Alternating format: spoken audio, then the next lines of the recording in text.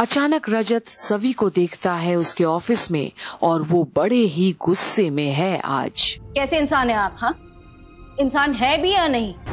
और जब कुछ नहीं कर पाए तो कानून के साथ खिलवाड़ कर रहे हैं आप। मियाँ क्या कर रही हो? मेरे ही ऑफिस में आकर मुझे ही सुना रही हो? हाँ, दरवाजा इसलिए बंद किया था क्योंकि बात आपकी पर्सनल लाइफ से जुड़ी हुई है। बट यू नो व्हाट,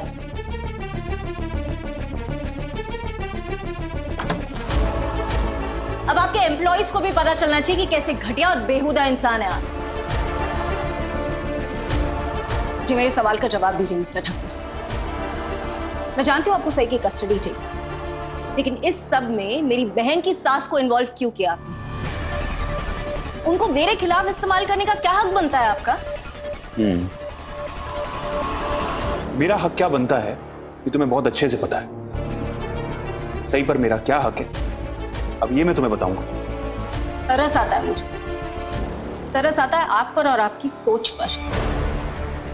ऐसी घटिया चालें चलेंगे अपनी बेटी की कस्टडी जीतने के लिए आप। और अब सवी को कैसे पता चला ये बात तो रजत को नहीं पता, पर वो अब उसके साथ बहस करने के मूड में नहीं है। अब तक मैं ना कंफ्यूज थी, समझ नहीं पा रही थी कि मुझे क्या फैसला लेना चाहिए, लेकिन अब तो साफ साफ पता चल गया।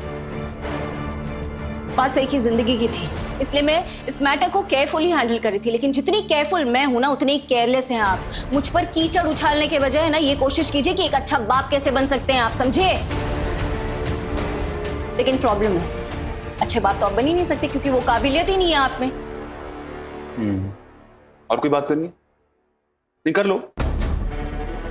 यही सब पुरानी घिसी पिटी बातें हैं जो तुम्हारे मन में आती है, बोल देती हो। बहुत सुन चुका हूं मैं।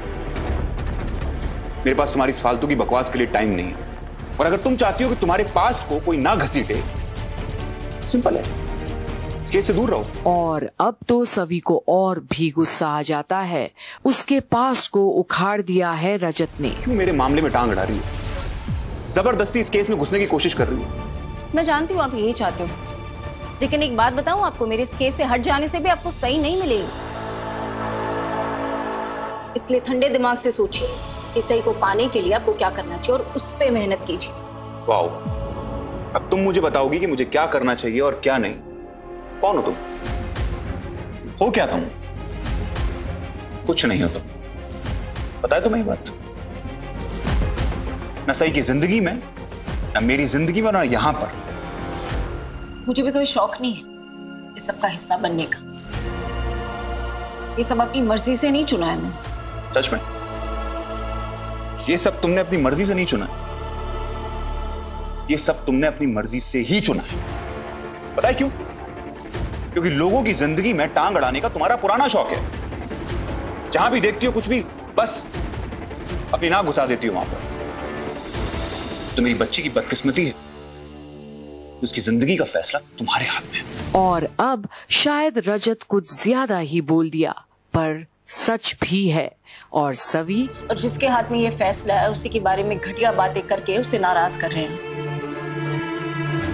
अब तक मुझे ये लग रहा था कि आप जेन्युइनली सही को वापस पाना चाहते हैं, उसे एक अच्छी लाइफ देना चाहते हैं, क्योंकि आपकी आवाज में एक बाप का दर्द महसूस हुआ था मुझे। लेकिन आपने मुझे गलत साबित कर दिया, क्योंकि ये सब तो एक दिखावा है ना आपके लिए। आपको तो बस केस जीतना है और उसके लिए आप किसी भी हद तक जा सकते हैं, राइट? मेरे लिए ज्यादा महसूस करने की जरूरत नहीं, ठीक है?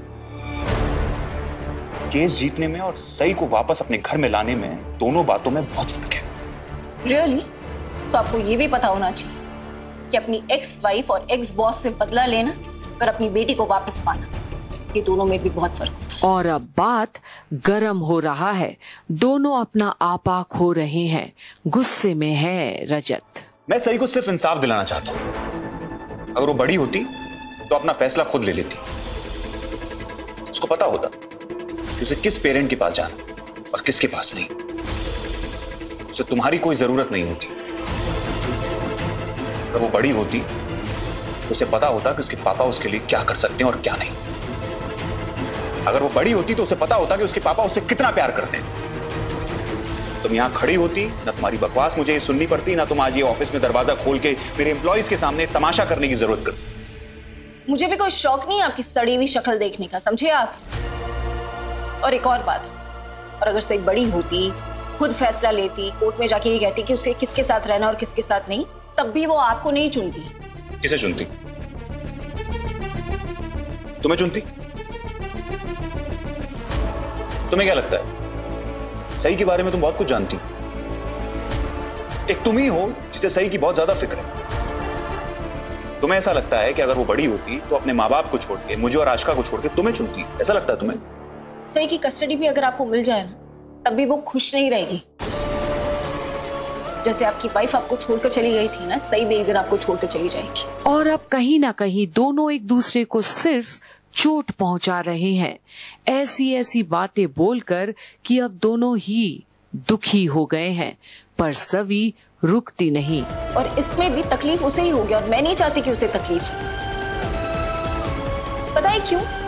क्योंकि आपके साथ ना कभी कोई नहीं रह सकता, कोई आपके साथ कोई रिश्ता नहीं जोड़ सकता। कमाल, मुझ पर बड़ी रिसर्च कर रही हो। मुझ पर पीएचडी करके डॉक्टर मत बन जाना। मुझे छोड़ने के लिए ही सही, लोग मेरे साथ कम से कम रहते तो हैं। मैं देखता हूं तो लगता है कि तुम तो उस लायक भी नहीं हो। और अब बात सही से हटकर पर्सनल जिंदगी को टारगेट होने लगी है। गलती लोगों की नहीं है, वो तुम्हारे साथ रहना ही नहीं चाहते। फिर से कही, क्या कहा आपने? सुनने में कमजोरी है, नहीं सुन पा रही हो? अपनी बुराई सुनना हर किसी के बस की बात नहीं होती। मैंने कहा कि तुम्हारे साथ लोग रहना नहीं चाहते। नाम बताऊं? विक्रम और शशांक। याद आया कुछ? सब जानता हूं मैं। क्यों छोड़कर गए थे तुम? क्यों? बताइए। कहने तो सुन नहीं पाओगी, जाओ। बताइए क्यों? क्योंकि तुम इसी लायक हो। तुम कुछ गलत करो ना करो कोई फर्क नहीं पड़ता, लेकिन तुम्हारे साथ गलत होना चाहिए। किसी काबिल हो तुम। मैं कौन हूं और किस काबिल, इसका सर्टिफिकेट आपसे नहीं चाहिए मुझे, समझे? दोबारा अगर मेरा नाम खराब करने की कोशिश की ना, तो आई मेक श्योर आप जेल जाए और आसानी से बाहर ना आ पाए। फिर बताइएगा मुझे कि कितनी लड़कियां हमसे शादी करने के लिए मरी जा रही थी। और अब दर्द भरा है दोनों की बातों में, पर एक दूसरे को नीचा दिखाए बगैर नहीं रहेंगे। स्वाभिमान पर ठेस जो पहुंचा है, पर अब रजत और कुछ नहीं बोलता सवी को, पर जाते देखता है उसे भारी मन से। कितना चोट दे गई वो। सही की कस्टडी भी अगर आपको मिल जाए ना, तब भी वो खुश नहीं रहेगी। जैसे आपकी वाइफ आपको छोड़कर चली गई थी ना, सही भी एक दिन आपको छोड़कर चली जाएगी। पता है क्यों? क्योंकि आपके साथ ना कभी कोई नहीं रह सकता, कोई आपके साथ कोई रिश्ता नहीं जोड़ सकता। Bloody idiot.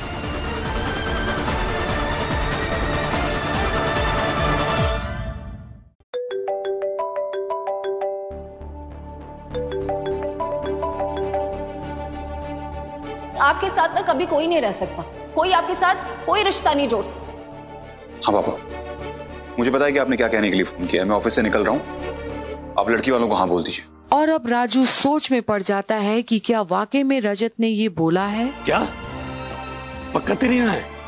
मतलब तुझे लड़की नहीं देखनी? नहीं, उसकी कोई जरूरत नहीं है। मुझे आपकी पसंद पर पूरा भरोसा है। और वैसे भी मैं ये सब सही के लिए कर रहा हूँ। गलती लोगों की नहीं है, वो तुम्हारे साथ रहना ही नहीं चाहते। बाबा, मुझे ये रिश्ता मंजूर है, आप लड़के वालों को हाँ बोल दो। सभी बड़ा तो ये सोच समझ कर बोल रही है ना? नहीं, मेरा मतलब है कि अगर एक बार उन लोगों से हम मिल ले तो। मैं देखता हूं तो लगता है कि तुम तो उस लायक भी नहीं हो। गलती लोगों की नहीं है, वो तुम्हारे साथ रहना ही नहीं चाहते। नहीं, उसकी जरूरत नहीं है। अब तो मुझे ये भी पता है कि पहला शादी का कार्ड किसे देना। अब मेरी शादी कुछ लोगों का मुंह बंद करा सकती है। आपकी पसंद, मेरी पसंद। मुझे ये रिश्ता मंजूर है। और अब कुछ जाने बगैर एक दूसरे के लिए हाँ भी भर दिए हैं रजत और सवी, और चौंका दिया अपने अपने बाबा को। पर क्या आप जब एक दूसरे को देखेंगे तो मुकर तो नहीं जाएंगे, क्योंकि ये फैसला आवेश में लिया हुआ तो है, लेकिन कई जिंदगियां बदल देगी। देखते रहिए गुम है किसी के प्यार में की लेटेस्ट अपडेट्स यहीं कंप्लीट बॉलीवुड पर।